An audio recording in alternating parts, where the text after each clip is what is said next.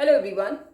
In this video, I'll discuss the format of statement of financial position, and it starts with the non-current assets. Now, these are the assets which business owns for more than a year. We also call them fixed assets. Examples are land, building, machinery, fixture. So I've given them value and the total is 250. Next, we have current assets. Now, these are the assets which business owns just for a year, and within a year, these assets will be turned into cash. First, we have inventory. Inventory can be semi-finished goods, finished goods, or the raw material which business owns. Then we have account receivables.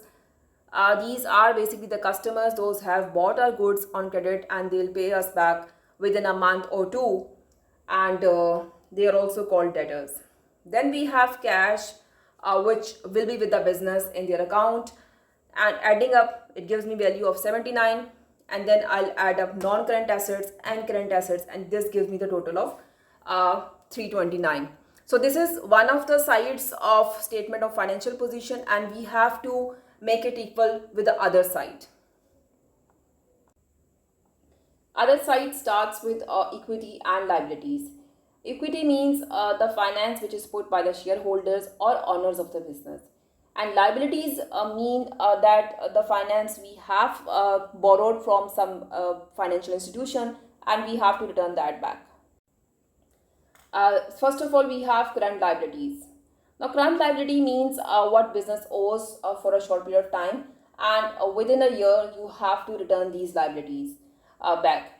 First of all, we have overdraft. So now this is one of the short-term sources of finance in which businesses overdraw their account, and then they have to return that overdrawn amount to the banks within a specific time frame. Second, we have account payables. We also call them creditors.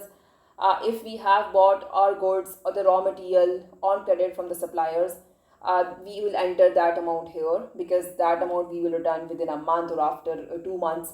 So that's why it will be written here, that account, it is account payable for us. Adding up these two, it gives me the total of 48. Then we have non-current liabilities. Now these are the liabilities which business has to return over the longer period of time, that is maybe 20 years or 25 years. And we have long-term loan in this. Then we have shareholders equity, which means the money which is invested by the shareholders, that is share capital. And the retained profit, we also write here. Retained profit, as you remember the previous video on income statement, I told you the money which is left after paying all the expenses to shareholders, and the money which is kept from the profit for the business expansion or for the business future plans, that is retained profit.